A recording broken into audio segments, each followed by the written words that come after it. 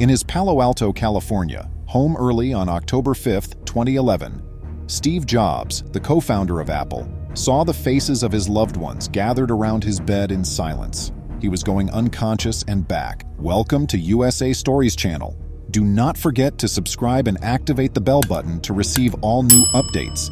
Now let's go to the story. Laureen, his wife of 20 years, was the one closest to him. She was keeping an eye on the frequency and speed of his breaths. It appeared as though he was making his way up a steep mountain route. Reed, Aaron, and Eve, their 3 children, kept watch by ringing the room's perimeter. There was also Mona Simpson and Patty Jobs, Steve's sister, the fiercely independent computer tycoon who had previously said he wanted to transform the world, was nearing the conclusion of a protracted and excruciating illness. Over the course of 7 years, Jobs, who was first diagnosed with pancreatic cancer in 2004, valiantly endured and overcame several health-related issues. Before leaving his position as CEO in August 2011, he took 3 formal periods of absence, one of which was for a liver transplant in 2009. Admirers and investors kept tabs on his every step. In an attempt to get a picture of the failing Silicon Valley tycoon, paparazzi set up shop outside his house and among the shrubs in parking lots belonging to medical offices. However, it became evident that Steve Jobs was dying as summer gave way to October. There would be no more experimental drugs or therapies. Too feeble and fragile to leave the British country-style house on Waverly Street, he was confined to his home. A select group of Apple executives, many of whom were Christians, all from Jobs' inner circle, started visiting his home on a regular basis. After they realized the curtain was about to fall, of course, these discussions were always about business. Those in attendance said that any time a new project or business problem was presented for discussion, Steve would get very excited.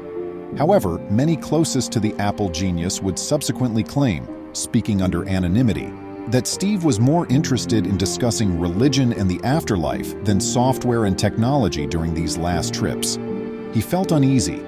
He had a lot of questions, such as, what actually occurs to us when we pass away? To what location should we go? How does it feel? These started to come up in conversations. Jobs and his family attended a nearby Lutheran church throughout his early years, but as a teenager, Jobs became dissatisfied with Orthodox Christianity. He was particularly troubled by the seeming paradox of how an all-loving God could let the agony and famine of defenseless people, particularly youngsters. He was no longer content with his parents' and pastor's customary response. On February 24, 1955, in San Francisco, Steve Paul Jobs was born. His parents were Abdul Fattah John Jandali, a teaching assistant at the university where Jandali was earning a PhD in political science, and Joanne Carol Schiebel, a doctoral student at the University of Wisconsin. Schiebel's parents, who were German Catholic farmers, disapproved of the young couple's relationship. Press accounts state that Joanne's father threatened to stop providing continuous financial support if their daughter didn't end her relationship with the Muslim graduate student. Schiebel didn't want to disturb her family because her father was terminally ill. In addition, the 22-year-old determined that she and Jandali lacked the resources to support a child. Joanne Schiebel made the decision to arrange for her newborn son's adoption as a result. Joanne Schiebel came from Wisconsin to San Francisco in early 1955, months before she was due to give birth, to receive treatment from a discreet doctor who catered to single moms. After the baby was delivered, the doctor would assist the birth mother in finding adoptive parents. All of the adoptions the doctor planned were closed at the time, as was traditional, meaning that the parties involved did not know one another and would never know one another.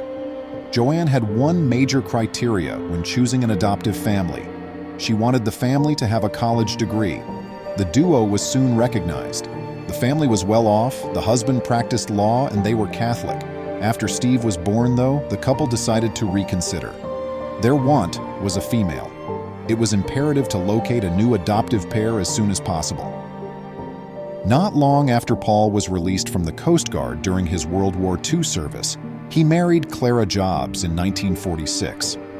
Clara had been married before, but her first husband was killed in battle during the war, leaving her a widow. Paul was an enthusiast auto technician who enjoyed working on engines. Clara was employed as an accountant. Despite their modest financial situation, they were content and in love. They were supportive of one another and eager to have a child of their own. The young couple was devastated to learn they had an ectopic pregnancy, and they tried desperately for 9 long years to become parents without success. At last, the doctor from the Bay Area who was treating single moms was recommended to them. They announced their intention to adopt, without caring if the child was a girl or a boy. Paul and Clara Jobs put up a lot of effort to support their children's hobbies, particularly Steve's. He was taught to read by Clara even before he entered kindergarten. The child was smack dab in the heart of the rapidly expanding IT boom thanks to the location of Jobs' residence. In the area, most of the parents performed cool things like radar and photovoltaics using batteries. Jobs recalled Larry Lang, one of those fathers who lived only 7 homes away. He worked at Hewlett-Packard HP as an engineer. Jobs remarked, "He would bring me things to play with." Steve was given a Heathkit by Imogene Hill, a 4th-grade teacher, which stoked his interest in electronics. Afterwards, he would refer to her as one of the saints in my life. Paul Jobs also urged his son to accept Larry Lang's invitation to become a member of the student organization known as the Hewlett-Packard Explorers Club, which gathered once a week in the corporate cafeteria. They would get an engineer from one of the labs to come talk about what he was working on, Steve recounted the incident. "I would be driven there by my dad. I was ecstatic. That's where I first saw a desktop computer. It weighed a whopping 40 pounds, but it was very beautiful. I became enamored with it." Not long after Steve Jobs was adopted, his biological parents, Abdel Fattah Jandali and Joanne Schiebel, tied the knot. 1962 saw their divorce. The couple would go on to have a daughter, best-selling author Mona Simpson, as a youngster. Although it would take them 20 years to meet, Steve and Mona bonded strongly right away. Jobs graciously accepted the chance to meet his real mother but denied the offer to see his biological father. "I wanted to meet her mostly to see if she was okay and to thank her, because I'm glad I didn't end up as an abortion," he stated. "She was 23, and she went through a lot to have me." Steve was reluctant to see Mr. Jandali because he thought the restaurateur would try to use him as a pawn or demand money.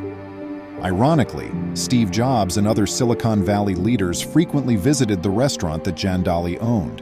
But Jandali had no idea at the time who his firstborn son was or what had become of him. Paul Jobs and Clara Jobs were wed for a little more than 40 years. Paul died in 1993 and Clara in 1986. Each adoption is the result of innumerable separate choices that the Lord skillfully weaves together. The idea that Steve Jobs' success was a result of Paul and Clara Jobs adopting him may make some people laugh, but the data seems to indicate otherwise. The decision Joanne Schiebel made to forego an abortion.